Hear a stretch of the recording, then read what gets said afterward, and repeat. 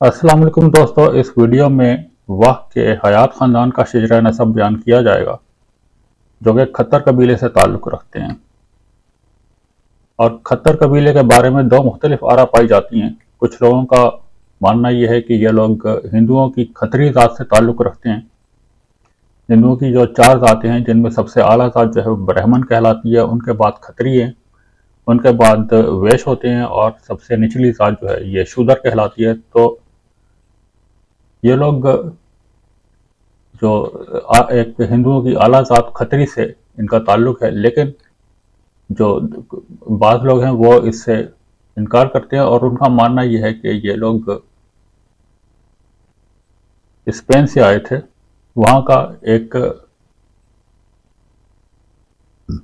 Governor था Spain के एक सूबे का, जिसका नाम अबू अल खतर था, और स्पेन के जो 6 सूबे थे मुसलमानों की, जो स्पेन था उसमें, और वहाँ का एक सूबा था अल अंदलुसिया, जहाँ का ये गवर्नर था अबू अल खतर।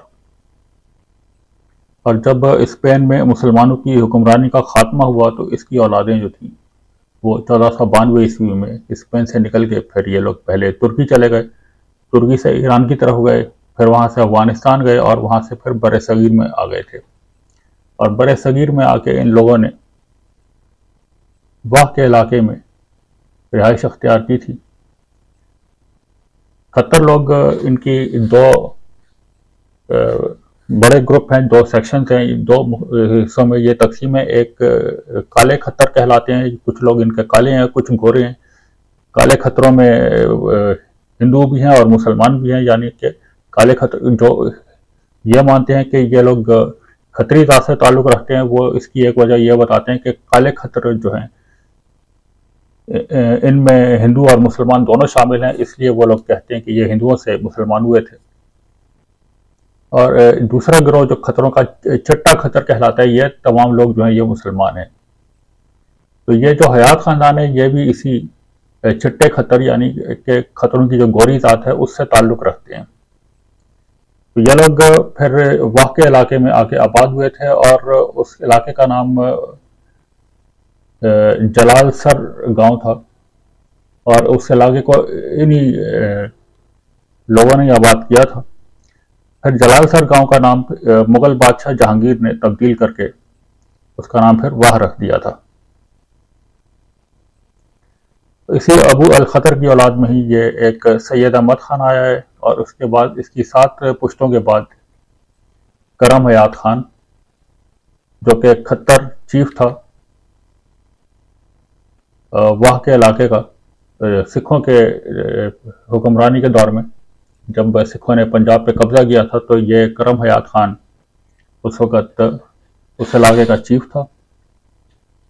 और इसने जून 1848 में जब अंग्रेज़ों की सिखों के साथ जंग हुई थी, तो उसमें इसने जो अंग्रेज़ों का वहाँ का चीफ था जॉन निकलसन, उसकी इसने मदद की थी अंग्रेज़ों की। और इसको उसने जो टेक्सला के करीब एक स्ट्रेटेजिक अहमियत का हामिल एक टावर था, जिसके ऊपर कब्जा करने में इसने निकलसन की मदद की थी, और एक मौके पे उसकी जान भी बचाई थी जब वो काफ़ी ख़तरे में था। तो इस वजह से निकलसन के साथ इसकी काफ़ी गहरी दोस्ती कायम हो गई थी। तो ये करम हयात खान ने जब अंग्रेज़ों का साथ दिया था उस जंग में, यह बात इसके सौतेले भाई फतेह खान को नागवार गुजरी थी, और उसने 1848 में उसी साल ही, यानी जब अंग्रेज़ों की को इसने फतह दिलवाई थी टेक्सला पे कब्जा करने में, तो फतेह खान ने उस वक़्त 1848 में इसको रात को सोते हुए इसे कत्ल कर दिया था। उसके बाद जो इसकी बेवा थी करम हयात खान की, वो अपने बच्चों को लेके जेम्स एबट की पनाह में आ गई थी, जो कि डिप्टी कमिश्नर था हज़ारा का, उससे इसने पनाह हासिल की थी। अब करम हयात खान की जो औलादें हुई हैं, इनमें इसका बेटा है एक खान बहादुर नवाब मोहम्मद हयात खान, इसके बारे में अभी तफसीली तौर पर बात की जाएगी। इसके दूसरे बेटों के बारे में पहले बात कर लेते हैं। इनमें एक था सिकंदर खान, जिसकी 1892 में वफात हुई है। एक गुलाब खान था, जिसकी 1880 में वफात हुई है। एक गुलाम खान और एक खान बहादुर, जिसकी 1879 में डेथ हुई है। गुलाब खान के दो बेटे हैं, एक सादुल्ला खान जिसकी डेथ हुई है 1922 में, और एक खान बहादुर नवाब मुजफ्फर खान इसकी पैदाइश 1879 की है। और इसके आगे चार बेटे हैं, एक मजहर अली खान है। इनके बारे में भी तफसीली तौर पर बात करेंगे क्योंकि ये ताहिरा हयात के शौहर थे जो कि इनकी कज़न थी। एक भाई हैं इनके मोहम्मद अली खान जिनकी 1915 की पैदाइश है, एक मंसूर अली खान जिनकी 1912 की पैदाइश है, और मुबारक खान जिनकी 1923 की वफात है। करम हयात खान की बेवा ने जो है ये जेम्स एबट की पास आ गई थी, उससे उसने पनाह हासिल कर ली थी। और इसका जो सबसे बड़ा बेटा है खान बहादुर नवाब मोहम्मद हयात खान था जिसकी 1833 की पैदाइश है और 1901 में इसकी वफात हुई है।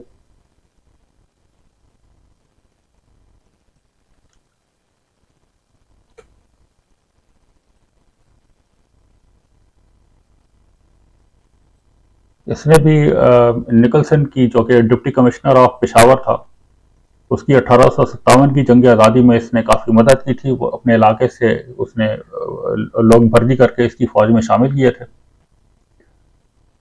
और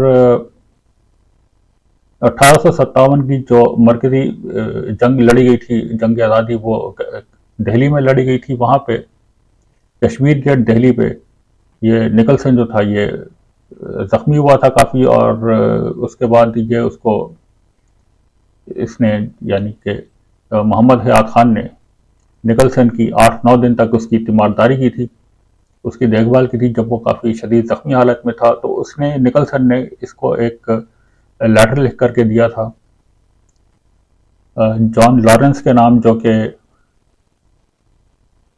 चीफ कमिश्नर ऑफ पंजाब था, उसके नाम पे इसने निकलसन ने लेटर लिख करके इसको दिया था, जो उसके बाद ये लेकर के जॉन लॉरेंस के पास आया तो उसने इसको खान बहादुर का खिताब दिया था इसकी खिदमत के एतराफ़ में। और इसकी पेंशन जो है वो पहले 250 रुपये थी, जो कि उसने बढ़ा के फिर 360 रुपये कर दी थी। और इसके बाद इसके अलावा इसको पेशावर में थानेदार की पोजीशन दी गई, थानेदार के तौर पर इसको भर्ती किया गया, और बाद में इसको प्रमोशन देके तलागंग का तहसीलदार बना दिया गया था। बाद में 1862 में इसको फिर मजीद प्रमोशन देके बन्नू का असिस्टेंट कमिश्नर बनाया गया, और उसके बाद 1880 में फिर इसको डिवीजनल जज के ओहदे पर तरक्की दे दी गई थी। खान बहादुर नवाब मोहम्मद हयात खान की फिर आगे जो औलाद हुई है इसकी 1901 में इसकी डेथ हुई थी। और इसकी जो औलादें हैं इनमें इसका एक बेटा सरदार बरकत हयात खान है जिसकी 1922 में डेथ हुई है, एक सरदार गारत हयात खान जिसकी 1911 की पैदाइश है, एक बेटा है सरदार मोहम्मद हयात खान, उसकी 1910 की वफात है, और सरदार मोहम्मद असलम हयात खान जिसकी 1924 में वफात हुई है, और ये असिस्टेंट कमिश्नर के ओहदे पे था।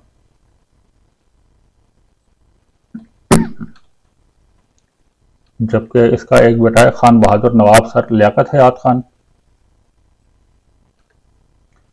इनकी पैदाइश है 1 फरवरी 1887 की, और 1948 में इसकी डेथ हुई है। ये डिप्टी सुपरिटेंडेंट थे पंजाब पुलिस में, डीएसपी भर्ती हुए 1909 में। उसके बाद सुपरिटेंडेंट ऑफ पुलिस एसपी के ओहदे पे इनको प्रमोशन मिली 1919 में। उसके बाद ये पटियाला के होम सेक्रेटरी बने 1923 ईस्वी में, फिर ये होम मिनिस्टर बन गए, और उसके बाद पटियाला के वजीर आज़म बन गए थे। 1930 से 1940 तक ये पटियाला के वजीर आज़म के तौर पे इन्होंने काम किया है। इसके अलावा इन्होंने जो उस ज़माने में कुछ लोगों ने अंग्रेज़ों के खिलाफ बगावत की कोशिश की थी तो उसको भी इन्होंने कुचल दिया था, और कई बागियों को इन्होंने गिरफ्तार किया अंग्रेज़ों के लिए, जिसके बाद इनको किंग पुलिस मेडल भी अवार्ड किया गया था। इनके दो बेटे हैं, एक आसिफ हयात खान जिसकी 1917 की पैदाइश है और एक अफजल हयात खान जिसकी 1907 की पैदाइश है। इसके अलावा इनकी एक बेटी है समीना दुर्रानी, जो कि शाकिरुल्लाह दुर्रानी की बेगम थी, और शाकिरुल्लाह दुर्रानी PIA के मैनेजिंग डायरेक्टर के तौर पे इन्होंने काम किया है। इसके अलावा ये उसके बाद स्टेट बैंक के गवर्नर भी रहे हैं। इनकी बेटी है तहमीना दुर्रानी,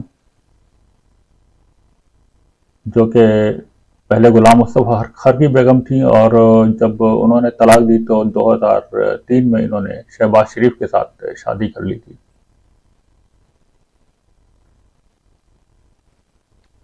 खान बहादुर नवाब सर लियाकत हयात खान के एक और नवासे हैं, नवाब सादिक हुसैन कुरैशी, जो कि भुट्टो के जुल्फ़िकार अली भुट्टो के दौरे हुकूमत में पहले पंजाब के गवर्नर बने और उसके बाद वज़ीर आला पंजाब के तौर पे भी उन्होंने भुट्टो के दौर में काम किया था। नवाब सादिक हुसैन कुरैशी का शजरा नसब भी इंशाअल्लाह बयान किया जाएगा, जो कुरैशी ख़ानदान के मुतालिक होगी। ये जो PTI के वाइस चेयरमैन हैं शाह महमूद कुरैशी, उनके कज़न है ये।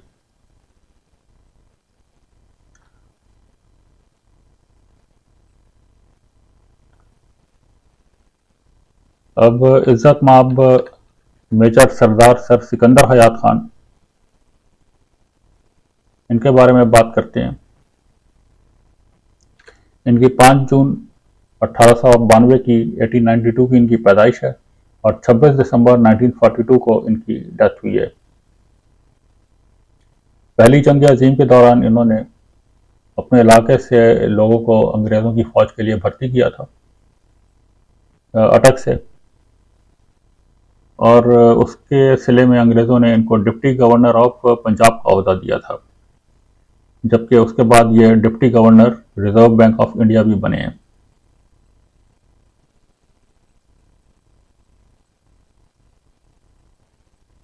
इनकी सबसे बड़ी बेटी हैं बेगम महमूदा सलीम खान,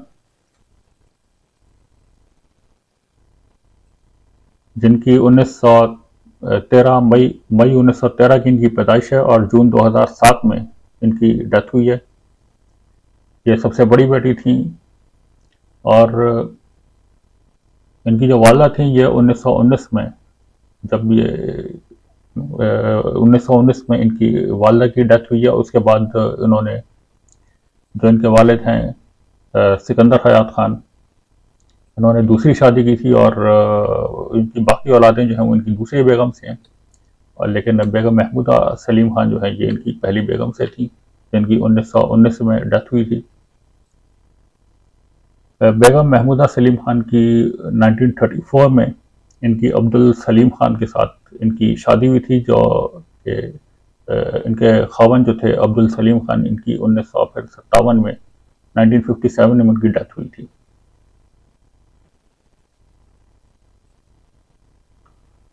सर सिकंदर हयात खान की दूसरी बेटी हैं ताहिरा हयात, ये 5 जून 1924 की इनकी पैदाइश है और 23 मार्च 2015 में इनकी डेथ हुई है। इनकी अपने कज़न मज़हर अली ख़ान के साथ इनकी शादी हुई थी। 17 साल की थी ये जिस वक्त इनकी अपने कज़न से शादी हुई है, और मज़हर हयात खान ये मज़हर अली ख़ान ये इनके कज़न थे, इनके सेकंड कज़न है, जो गुलाब खान की औलाद से थे। मज़हर अली ख़ान की 1917 की पैदाइश है और 1993 में इनकी डेथ हुई थी। ये एडिटर थे पाकिस्तान टाइम्स के, और यह सर सिकंदर हयात खान जो इनके ससुर थे, उनकी कई पॉलिसियों से इनको काफ़ी इख्तलाफ रहा था, जो अंग्रेज़ नवाज़ी पॉलिसीज़ थी उनकी, तो इससे ये काफ़ी इन्होंने इख्तलाफ किया था। इनकी जो औलादें हैं मज़हर अली ख़ान की, इनमें इनकी एक बेटी तौसीफ़ हयात है और एक बेटे हैं माहिर अली, जो कि ऑस्ट्रेलिया में जर्नलिस्ट के तौर पे काम कर रहे हैं, ऑस्ट्रेलियन जर्नलिस्ट हैं। और एक बेटा है इनका तारिक अली, जिनकी 21 अक्टूबर 1943 की पैदाइश है और ये लिखारी भी हैं, राइटर हैं, जर्नलिस्ट हैं ये। इसके अलावा हिस्टोरियन भी हैं और फिल्म मेकर भी हैं, फिल्में वगैरह भी बनाते हैं ये। इनकी एक बेटी नताशा है, जो कि इनकी पहली बेगम से है, और इनकी दूसरी बेगम से इनका एक बेटा चंगेज़ और एक बेटी आयशा है।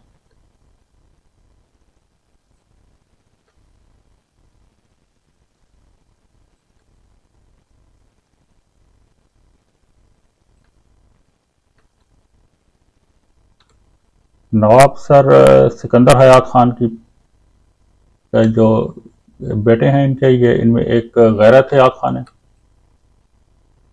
जिनकी 1932 की पैदाइश है।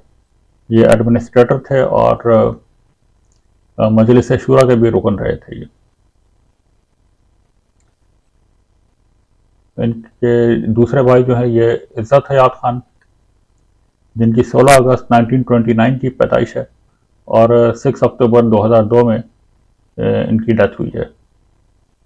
ये ट्यूनीशिया में पाकिस्तान के सफ़ीर के तौर पे इन्होंने काम किया है, जबकि अरब लीग में भी पाकिस्तान की नुमाइंदगी कर चुके हैं 1980 से 1983 तक। इनके एक भाई रिफत हयात खान है, जिनकी 1926 की पैदाइश थी। एक अजमत हयात खान, जिनकी 1921 की पैदाइश है, और एक हैं लेफ्टिनेंट सरदार शौकत हयात खान, जिनकी 24 सितंबर 1915 की पैदाइश है और 25 सितंबर 1998 में इनकी डेथ हुई है। ये अपने वालिद सर सिकंदर हयात खान की वफ़ात के बाद इन्होंने आर्मी से मेजर की हैसियत से ये रिटायरमेंट ले ली थी, और उसके बाद ये पॉलिटिक्स में, सियासत में आ गए थे और फिर ये MPA मुंतखब हुए अपने इलाके से।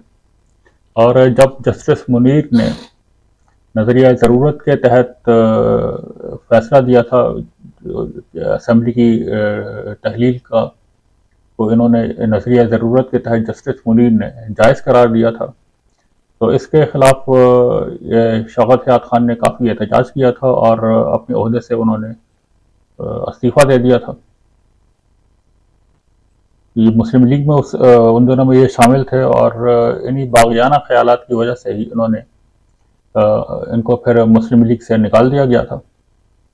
उसके बाद जब फातिमा जना ने अयूब खान के ख़िलाफ़ इलेक्शन लड़ा था, तो उसमें भी इन्होंने फातिमा जना की सपोर्ट की थी काफ़ी अच्छी।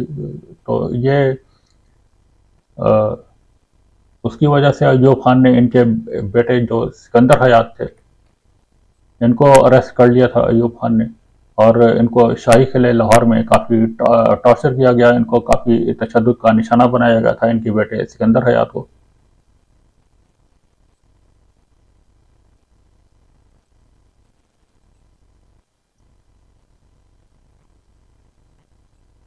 उसके बाद 1970 के इलेक्शन में ये NA30 से MNA मुंतखब हुए थे शौकत हयात खान, और बाद में फिर उन्होंने फिर पीपल्स पार्टी ज्वाइन कर ली थी। पीपल्स पार्टी इन्होंने 15 नवंबर 1976 को ज्वाइन की थी, लेकिन जब 1977 के इलेक्शन में पीपल्स पार्टी के ऊपर धांधली के इल्ज़ामात लगाए गए थे, तो उसकी भी इन्होंने काफ़ी मजम्मत की, अपनी पार्टी पीपल्स पार्टी की भी इन्होंने मजम्मत की थी धांधली की वजह से। लेकिन उसके फ़ौरन बाद जब ज़ियाउल हक ने भुट्टो की हुकूमत का तख्ता उल्टा था, तो इन्होंने ज़ियाउल हक के उस इक़दाम को भी काफ़ी नापसंदीदगी की निगाह से देखा था। उसकी भी काफ़ी उन्होंने मजम्मत की थी कि मिलिट्री एक्शन भुट्टो के खिलाफ नहीं होना चाहिए था।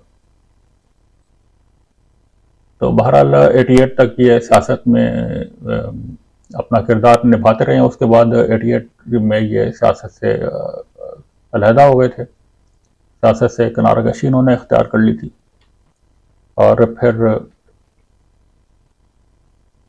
25 सितंबर 1998 में इनकी डेथ हुई थी। इनके बेटे सिकंदर हयात जो थे, इनके बारे में भी बताया गया है कि अयूब खान ने इनको अरेस्ट किया था और शाही किले में इनको ऊपर शदीद टॉर्चर किया गया था फातिमा जिन्ना की सपोर्ट करने पे। ये एमपीए बने थे 1977 के इलेक्शन में। उसके बाद 1988 के इलेक्शन में भी एमपीए के तौर पे मुंतखब हुए थे सिकंदर हयात। उसके बाद इन्होंने पीएमएलएन मुस्लिम लीग नवाज ग्रुप ज्वाइन किया, फिर पीपल्स पार्टी में भी ये कुछ अरसे रहे हैं और उसके बाद पीटीआई पाकिस्तान तहरीक इंसाफ में इन्होंने शमूलियत अख्तियार कर ली, लेकिन 2018 के इलेक्शन में पीटीआई की तरफ से ये टिकट हासिल नहीं कर सके। इनकी एक बहन है वीना हयात, जिनका असल नाम फरहाना हयात था, लेकिन ये वीना हयात के नाम से ज़्यादा मशहूर हुई हैं।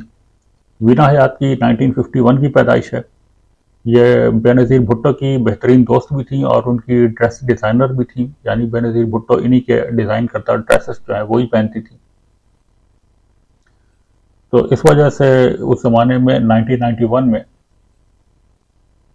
ये जो उस ज़माने के वज़ीर दाखिला थे इरफानुल्लाह खान मरवत सिंध के, तो उनके ऊपर इन्होंने इल्ज़ाम आयद किया कि उन्होंने इनका इरफानुल्लाह मरवत उस वक्त डिफेंस कराची में इनकी रिहाइश का के बराबर में ही उनकी भी रिहाइश थी इरफानुल्लाह खान मरवत की।